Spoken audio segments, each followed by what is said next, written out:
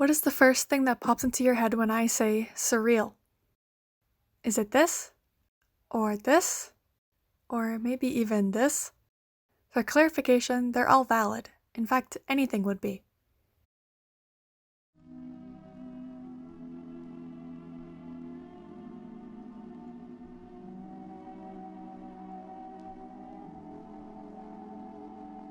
Surrealism is defined and probably most commonly known as the early 20th century avant-garde art movement. Many of the artworks produced during this period contained fantastical and dreamlike qualities, often through means of juxtaposition, dislocation, or transformation. But I'm getting a little ahead of myself here, so firstly I'd like to ask, has your perception of surrealism changed at all? Before learning what surrealism used to be, how can we compare it to what it is now? Surrealism as a concept, as well as its definition, has shifted over time. Many people know of the term surrealism, and may often use a derivative of the world in their everyday vocabulary. Yet in passing, is it rarely ever used in regard to the actual art movement itself. So when and how did this lexical shift take place? And is the general ignorance behind the origins of the term even a topic worth discussing in the first place? Well, maybe. Honestly, it depends on the person.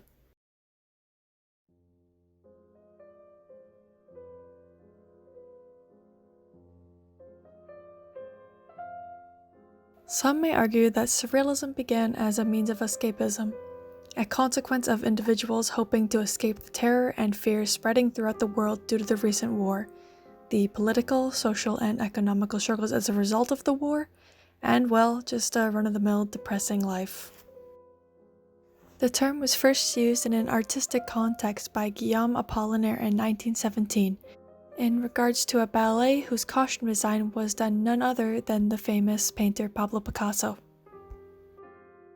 But this was years before the movement known as Surrealism had even been established. First, we must look at where Surrealism's nonsensical and humorous nature derived from. It's 1916, World War I. The radically left avant-garde artists are rightfully upset and fed up with all this war kerfuffle and whatnot. They want and demand for revolution, an artistic revolution. One that will let these artists express their distaste towards everything. I hate you, war. I hate you, rationality. And I hate you, art. Enter Dada, an undisputably avant-garde art movement that aimed to dismantle the traditional views of art, with artists challenging themselves and others to question what is art. Many well-known pieces have become the byproduct of this movement.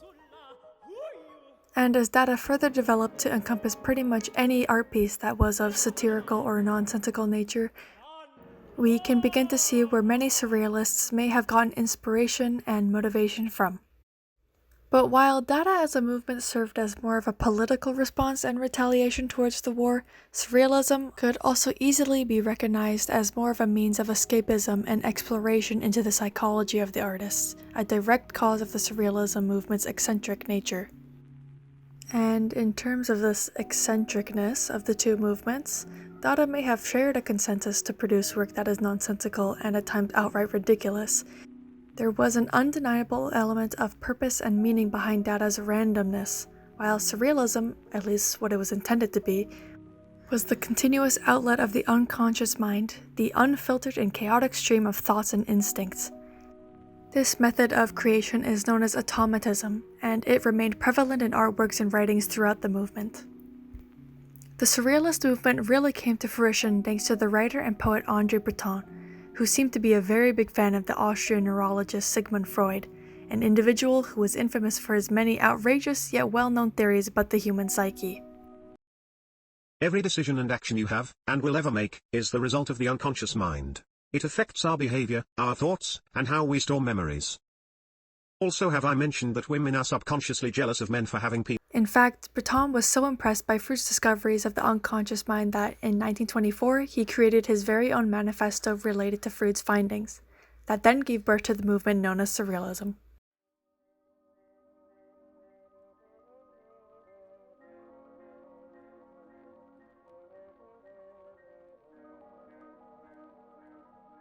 Frida Kahlo was a Mexican painter whose work was prevalent in the international surrealist scene. While Kahlo never actually considered herself a surrealist, it's a widely agreed upon view that Kahlo's work reflected surrealists' artistic intentions, mostly the use of symbolism and how surrealists would often distort reality. Her methods are comparable to artists such as Salvador Dalí and Remedios Varo, who both have showed uses of dislocation and transformation. Kahlo's brand of surrealism appeared to fuse its dreamlike qualities with a deep-rooted Mexican tradition. Kahlo might not have completely identified with Breton's political and social-economical side of surrealism, but her art was viewed as a sort of naive surrealism which she invented for herself, as it was free from the Freudian symbols and philosophy that obsessed the official surrealist painters. As Kahlo incorporated similar themes of fantastical and nonsensical imagery in her work, she effectively was able to inherit and showcase surrealism in her own way. Although Kahlo was not the first and certainly not the last to adopt surrealism and make it their own, her work is a great early stage example of how surrealism and how its reputation began to shift in people's minds. As we explore the development of surrealism not only as a movement but as it evolved into a broader topic of aesthetics and technique, it's undeniable that surrealism became bigger than what the early surrealists could have ever anticipated, yet hoped for, as Breton was enthusiastic about the notion of surrealism reaching beyond the European bubble and expanding into a global scale. Internationally, it certainly did achieve some success, and beyond that, as we'll see throughout the years, as surrealism transcended even the physical plane as technology advanced.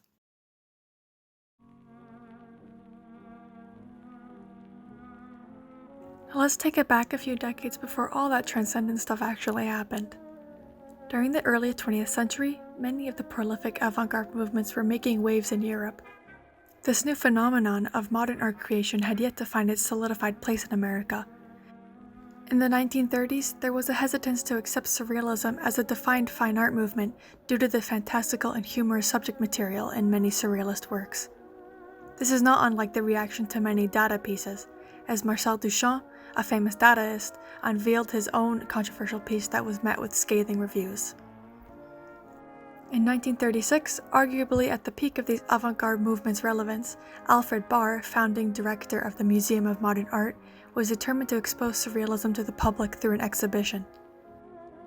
Breton himself was not fully satisfied with how Barr presented surrealism not so much as a modern art movement, but had placed it in a more artistic historical context. But as they say, art is money, and Barr admitted that he was more focused on reportage rather than canonization. So at this point, surrealism hadn't fully established itself yet in the fine art canon.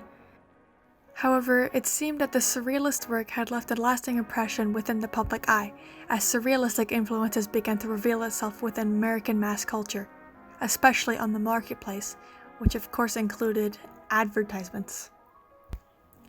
This oversaturation of surrealistic aesthetics further affected the public's perception of surrealism, as its fine art and commercial pursuits were increasingly intertwined in the public imagination. The portrayal of surrealism and its intended effect, at least in Breton's eyes, became skewed and even under scrutiny for what many described at the time as kitsch and polluting the avant-garde. For about 30 more years, surrealism's artistic reputation in America was in the deep end. Surrealist works couldn't avoid getting compared to other, more highly acclaimed avant-garde work that fell more in line with Expressionism and Cubism. Thus, the argument among critics was that surrealism's use of abstraction was not revolutionary, even going as far to claim that it sullied the avant-garde in general. Of course, surrealism had its defenders, as it retained some level of relevancy throughout the years. Then, finally, in the 1950s and 60s, surrealism had become a popular topic of discussion once again, thanks to the enthusiasts and exhibitions aiming to gain exposure of surrealism. It's fair to amount not only surrealism, but many other avant-garde movements' late recognition in the United States to the lack of contextual understanding due to possible language barriers. Even though studies and discussions of surrealism were prevalent in the American art scene for many years, it's believed that the understanding of surrealism deepened as seminal texts began to be widely available in translation in the 1960s. With these new levels of understanding and resurgence of appreciation for surrealism's aesthetical abstraction, a fusion between surrealism's philosophies and its marketable impression in the American eye had given birth to a version of pop, lowbrow, or urban style of art. These artworks contained aesthetically similar qualities to Surrealist works that displayed a sort of dreamlike, nonsensical collage of pop culture. At this point in time, Surrealism had seemed to become something separate to what it was originally meant to be. Surrealism's multifaceted presence in American culture rendered it impossible to categorize. With regards to culture, Surrealism operated between the avant-garde and mass culture. It became almost invisible to us. The movement became just another technique.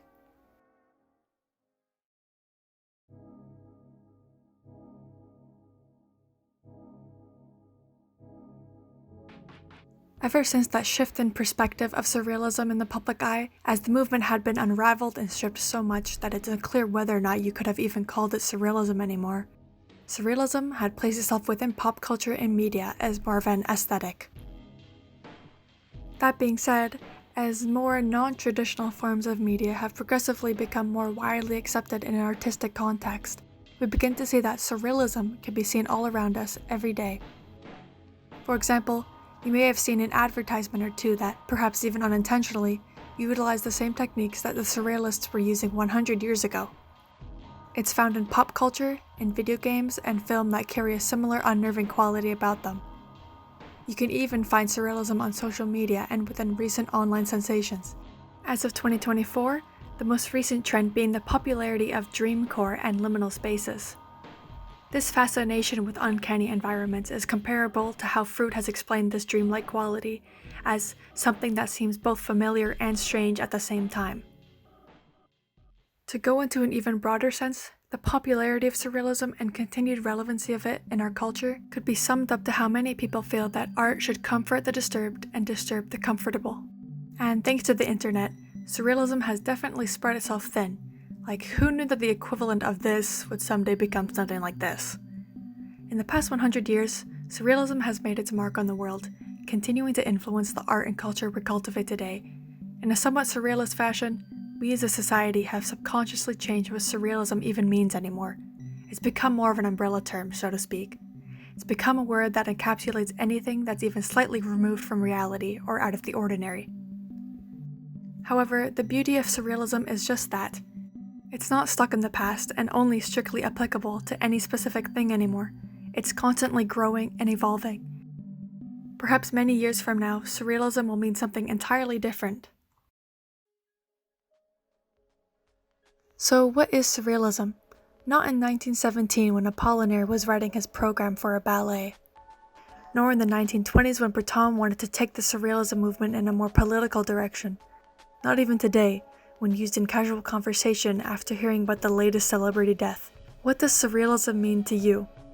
With many recognizable elements of Surrealist work continuing to influence us today, be it subconsciously or not, it's difficult to define or attempt to sort the concept of surreality into any specific category. Surrealism is the bizarre and the uncanny. It's our dreams and subconscious. It's the whimsical and random doodles that are etched inside of our notebooks. And it's also the tragic and beautiful reality we live in today. In keeping theme with the surrealist morale of ridding the conscious of reason or control, rather than asking yourself what is or what was surrealism, ask yourself what surrealism can be. Okay, we suddenly got a bit philosophical there, didn't we? Must have been my unconscious mind talking, haha. Anyways, if you are interested in Surrealism or any of its unofficial offspring such as the lowbrow art movement, dreamcore, or video games that have a surrealistic aesthetic, check some of these out. Thank you for watching, I hope you learned something new.